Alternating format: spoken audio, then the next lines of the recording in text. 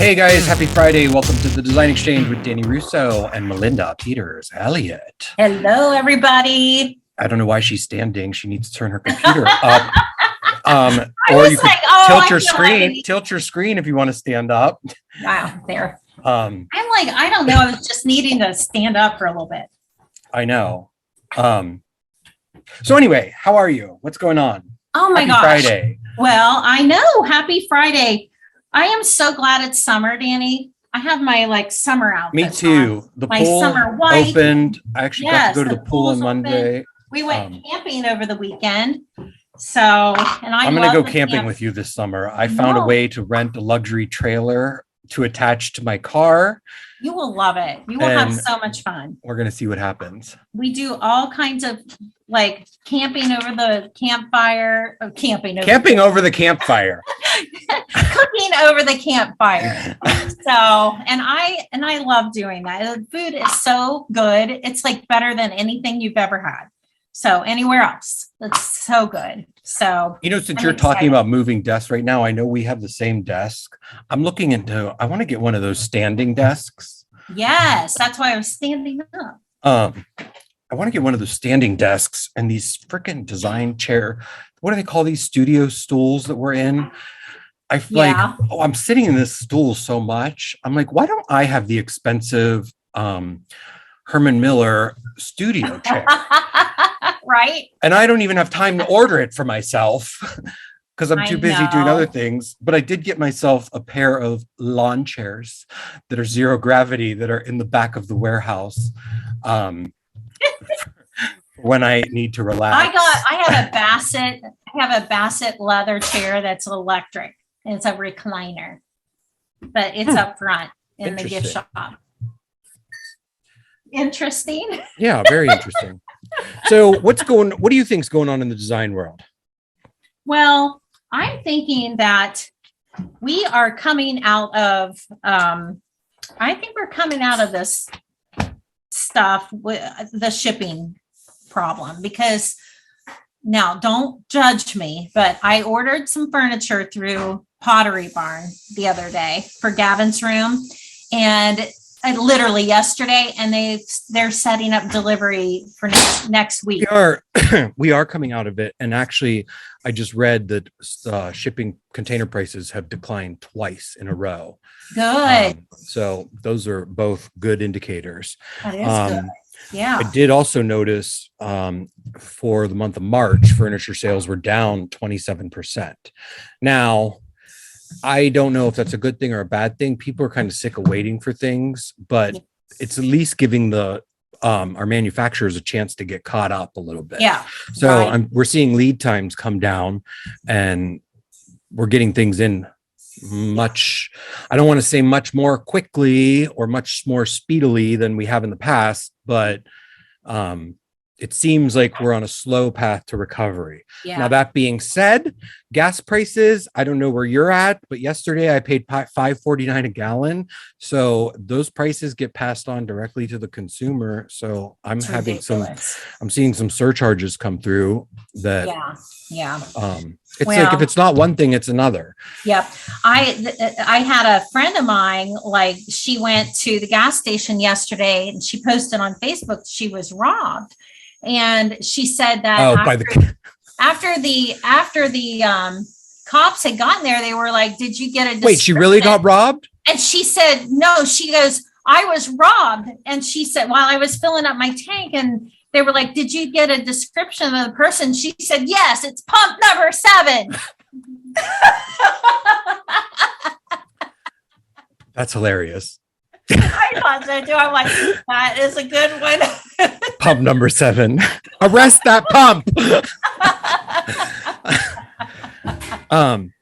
Why are gas prices so high? I wish. Do you know why? Don't go into the world that you think why, but I could tell you that the last time gas was this high, and it wasn't this high, it was in the $4 range. I was driving a Hummer H2. And it was in 2006 or 7, 2006, 2005, 2006, 2007. Gas was in the $4 a gallon range, but now it's in the $5 a gallon range. Yeah. And we weren't at war. There were no wars going on. I feel like everybody seems to be everybody's trying to put the blame somewhere. They're either trying to blame it on the government. They're trying to blame it on the war in Russia. Yeah. But I'm trying to think back, what was happening in 2006 and 2007? Were we at war? We were in the war of terror. Are we still in the terror war? Well, I The don't war think against so. terror. I think we're kind of in a war against like Russia, and Russia's in a war with Ukraine. And it's funny, only Russia, I believe, only supplies, was it 10% or 20% of the world's oil supply? Yeah, it was. But I don't know how that trickled down so ferociously into we're calling, I get, what are they calling it? Inflation. It's inflation. Yeah. And what are we waiting for? Deflation. There was another word I heard, and it was something, I can't remember what it was, but I heard it either today or the other day. But prices are going up through the roof. Interest rates have gone up. Yeah.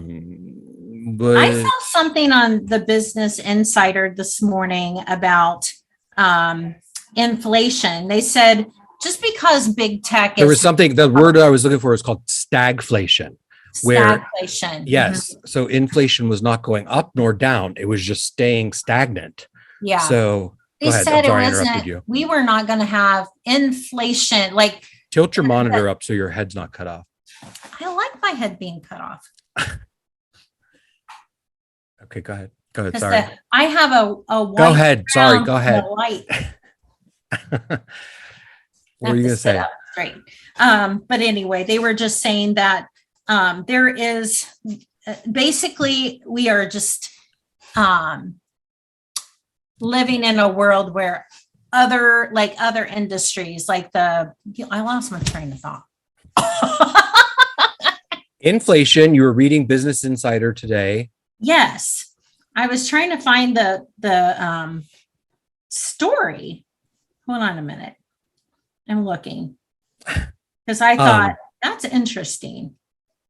And then we're heading into, I don't know if this is called the midterms, but we're going to have an election year coming up. So that's going to affect everything. Yeah. Well, that's in the fall, kind of.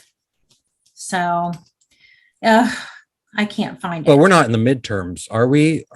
Is it midterms? We got through midterms just, recently. So it is one of those things that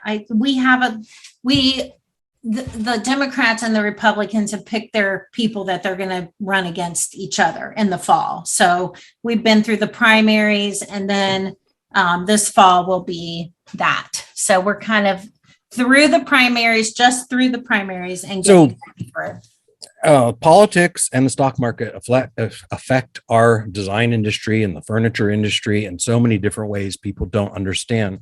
Majority, we had a foam shortage because of an ice storm during the pandemic. And are we still in the foam shortage? I can't keep up with the shortages. I know we're still in a huge labor shortage, and it's affecting everyone. It's affecting restaurants, but we had the great walkout. I can tell you that the unemployment rate right now is sitting at about 3.6%. Yeah. And I know that the trucking industry is still short about 40,000 drivers, and we're having the supply chain issues we're having are labor related now rather than material related. Yeah. So where are all the people? Where did they all go? And what's weird is that I have several employees, but it seems like every month or so, like you're giving them a job and nobody wants to work. Not you guys. Not I've got two of them, so I don't want them to think that I'm talking about them. But I have people like, the younger people that we had one girl, she's like, I will work every Friday in June. And then she called the one lady who's in charge of scheduling yesterday and said, I can only work one Friday in June now. And then we had two younger girls who are helping out, and they come in after school or whatever, but they're in sports. Yeah. So the people that, who the best employees are for younger people? Homeschoolers, Abigail. She is not now. She's way past that. But people who are homeschool and not in sports, those are the people you want to hire because you need help because these people, they're so busy. If you're a designer and you're listening to this and you want to up your game, you need staff. And there is a mathematical equation out there for the amount of money that you want to make versus how much staff you need to have to make that amount of money. And then there's expectations of the employees where they want to make X amount of money, but do they have X amount of talent to justify X amount of money for a small business to afford? And I'm not going to answer that question, but I think, I interviewed a lady this morning who I'm, hoping comes on and helps me out. But what I told her is, it's like, it scares me to pay you a salary because she needs a lot of money. However, you should be paying for yourself. So if you're going to be hired by me, we need to figure out a way that if you're making your employer money, if you're making us money, we make. So a lot of you designers that are listening to this are independent and on your own, and a lot of people that I've seen posting things have been asking, when is the right time to hire somebody? When is the right time to justify getting a office or retail space? When is the best time to grow your business? So what would you say is the answer to that question? Well, so it is a huge step. And I was fighting with myself last night before I knew she was coming in for an interview. She's been in the professional world and she is on disability now. So I was thinking to myself, like, I know she's got the knack. I've seen it. I told her that I was scared. I honestly am scared to hire her, but I have a good feeling about it. So like something inside. I've had a lot of times where I have interviewed somebody and I just didn't get that confident. Like when I hired the Abigail, it factor, they didn't have the it factor. I went after her because I knew she was a good worker. I'm like, I want you to work for me. I almost drove to Bible college with my Bible to steal her. I was going to pick her up. I had a plan together. I was going to dress as a priest and I was going to come. We're blurred. I was going to come and get Abigail from the Saint Southern Baptist Church of Saint Jesus Christ. And I was going to kidnap Abigail and lock her in my warehouse. No, I'm just kidding. Abigail's our podcast producer. Melinda, you can't do this with the thing with the blur on. But hi, Abigail. We love you. She's all cut out. I'm staying out of the picture. So it focuses on her. Abigail, what made you want to be an interior designer or work with Melinda? Well, I wanted to from like high school, but I never thought it would actually be a possibility. I really didn't. I was like, I don't know if I'm qualified for that. I don't know if that's my calling. So I thought I would just start a coffee shop and do real estate or something. She knew when she was 14, she wanted to own her own business. Yeah. When I knew when I was like 5 years old that I wanted to own my own business. I just didn't know what it was going to be. Yeah, you guys might as well take blur off because you're going in and out like ghosts. This way. How do I take blur off? Go down to click on your video options. Click on the arrow on your video options and then uncheck blur my background. So Abigail, what got that fire? What made you know you wanted to do interior design? Melinda did. Melinda did? Yeah, so, right. It was like, well, I ruled it out for a long time because I was like, oh, that's not really a possibility for me. Like I'll just. So were you not confident in yourself to do? It wasn't that. I just didn't think that was like going to be my lifestyle. You're really good at organizing and you have the talent. So, I mean, I doubted myself back in my mid 20s and I didn't know if I had the talent or the confidence or competence to be an interior designer. And then I worked with interior designers and went to trainings, and it just evolved. So are you happy with your job and what you do? Yeah. Yeah. And I love it. I know Melinda loves you. We love you as our producer. Yeah, we love her. She has multiple roles, but you She- started off. Everybody thinks she's my daughter. Yeah. Yeah. No, but that's really cool. So you went, you didn't go to school, especially you went to Bible school. I don't know what I'm I went talking to about. Bible Yeah. They don't, I'm guessing they don't have an interior design course in. No. She's learning how to deal with bad clients Yeah. in a biblical way. I apply my biblical understanding to That's those right. clients. That's hilarious. My enemies. We tease each other all the time. But I love that you are into the whole spirituality portion of the program. And you will learn a lot by being around us. I don't know if that's a good thing or a bad. Yeah. I pray Please a do. lot. Please do. Please do. In the name of the Father, the Son, the Danny Russo. Amen. But yeah, so back to staffing. Melinda, when did you think it was the right time to hire on Abigale? Because Abigale started off when she was in high school at the gift shop, right? Yeah, So there's a perfect example. How did you gift know that shop. how did you know that she had it in her?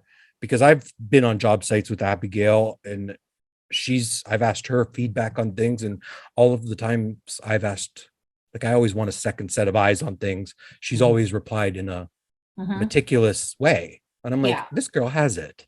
Yeah. And a lot of people don't have it. Yeah. So how did you Well, realize? She kept rearranging the gift shop. I saw that she would did in the leave back and room, and I something- was like, whoa. She would rearrange things when I would leave. And I'm like, yeah, she's got it. Yeah. Because I used to do that, when I was younger too. So Oh my now God. I'm I getting used to older. rearrange I'm like, I used to rearrange my bedroom furniture when I was little, like Me once too. every week or once a month. And Yeah. that's how in 7th grade I took mechanical drafting, and then I went on from there into Yeah. college and blah, blah, blah.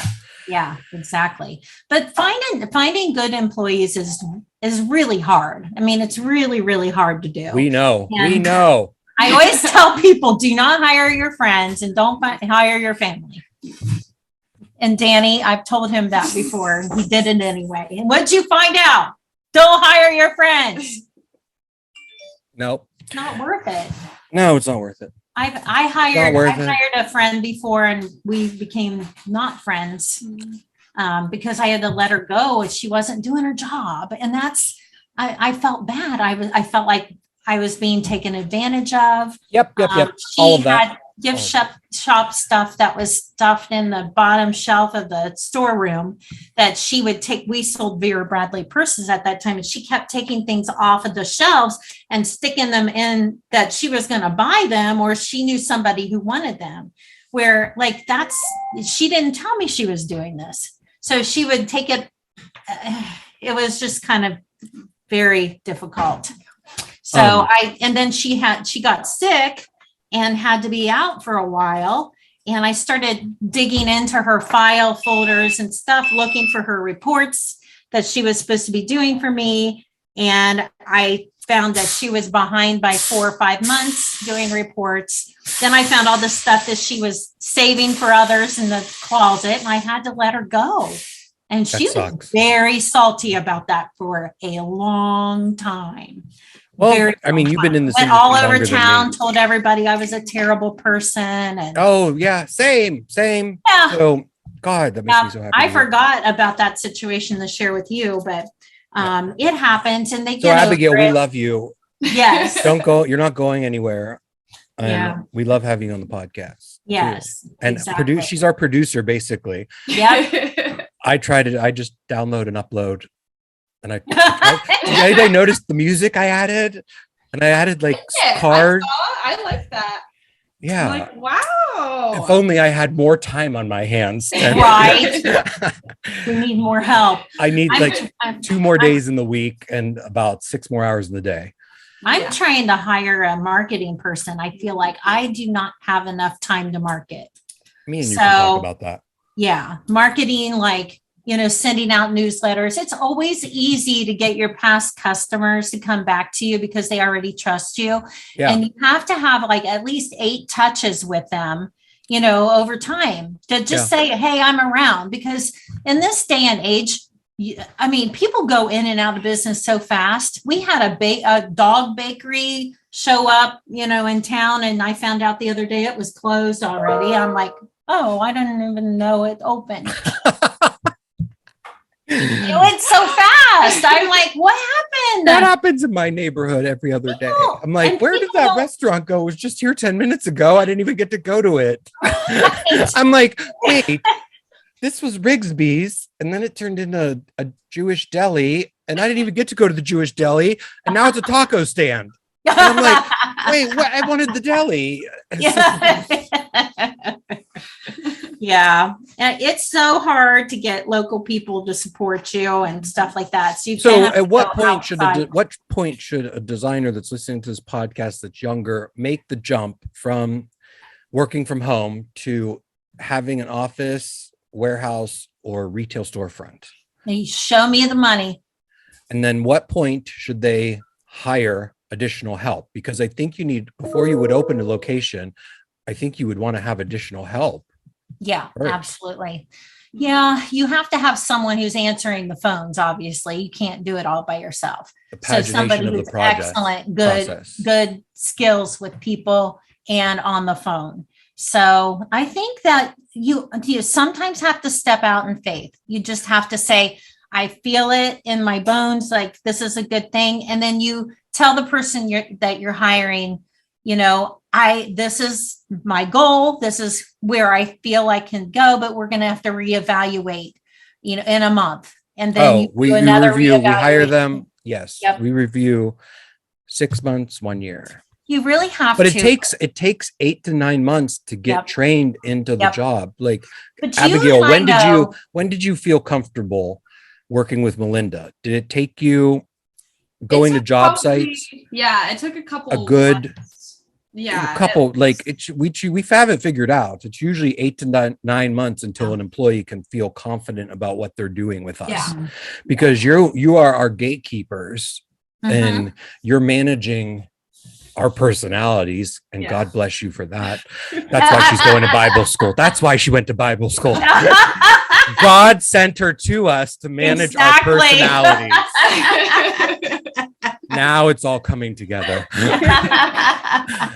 Oh, because as you know, most designers, you have to have a personality to go be in this industry and on the level that most designers want to get to. Yeah, don't you agree? Yes. And some people, so we were having a discussion this morning that maybe you're not in the right industry if you're doing, you have gifts and you think you want to be designer, but maybe you're better suited for like another industry. So, and that's a hard conversation. I remember having this conversation, but I don't know who we were having this conversation about. Oh, I know. Now I remember. Anyway. Yeah. Yeah. But, it's one of those things that, some people think that they're well suited for it, and maybe always start off with an intern. Start out hiring an intern from a local college that's in art. I've had interns that are in photography, marketing, accounting, and you said you needed somebody to do marketing for you. It would be the perfect time to post on to CCAD's website. It's the Columbus College of Art and Design, or Columbus State. They need internships. And I had I want to say she was an interior design intern, but she came on and she did accounting and bookkeeping for me and got me all caught up with entering information in, and she caught a bunch of discrepancies that made me have to let an employee go way back when, and she ended up becoming a chef. Oh, really? Yes. So she spent all that time and money, but she realized that the business wasn't for her, Yeah. and she became a good chef. She's a really good It's chef not now. for everybody, but No. I think that people find their way, and a lot of people think they want to be a designer, but you get into it and you're like, I didn't know I was going to have to be figuring quotes the whole time. I didn't know It is not as work with glamorous as it numbers. sounds. It isn't. No. And I think you kind of have to learn like how to deal with all of the things, that you have to deal with, like people's personalities, how to read them, how to, calm them down. There's so much psychology. You're so fortunate that your partner is a psychologist, because you can go home and say, what am I missing about this person? And My partner is not a psychologist. I don't know what you're talking about. psychiatrist.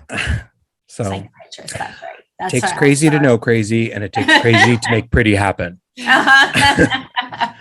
And I sometimes wonder why I'm working.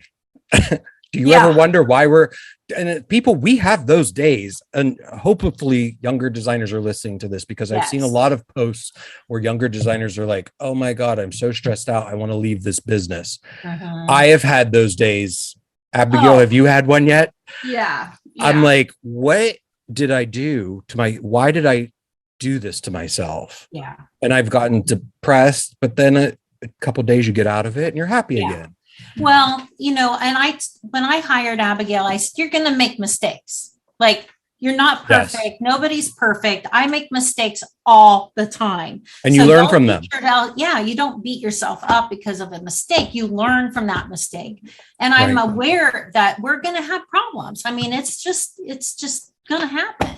So will it be a financial mistake? Maybe it's a measuring mistake. And that's where I've made measuring mistakes. I've made everybody dollar mistakes. makes measuring mistakes. That's why you have to catch yourself. When you make a $12,000 tile mistake, you'll never make that mistake again. No. When you make a $30,000 wallpaper mistake, you'll never make that mistake again. I was not the one that made that mistake. FYI, just to be clear.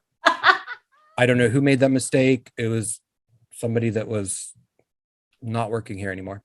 That makes sense. But we wish them well. That's right. That's right.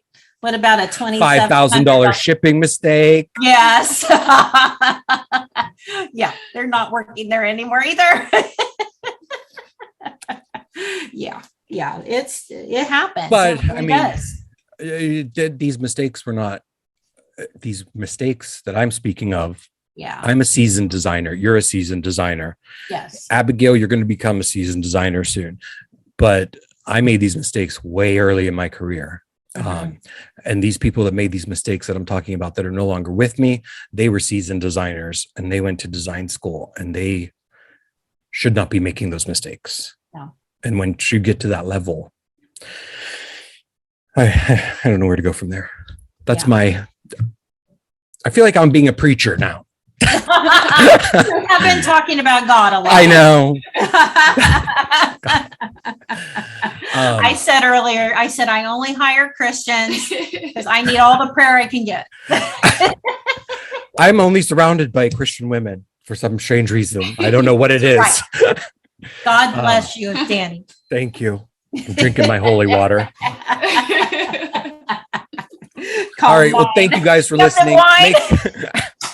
Make sure I'm drinking water. That has been Friday. I mean, loosen up. I mean, it's grape juice.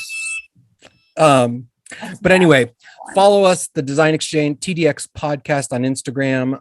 We have a website, TDX Podcast, that we're working on, tdxpodcast.com. And Melinda, her Instagram is shopfdi.com. Yes. No, it's not. Wait. No.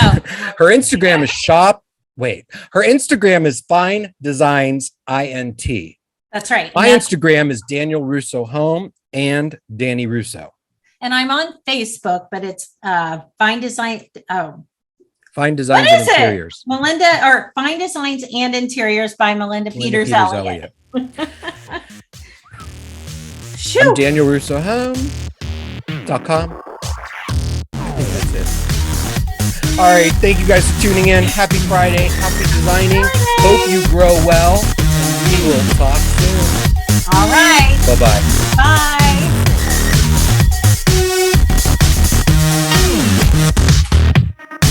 Bye.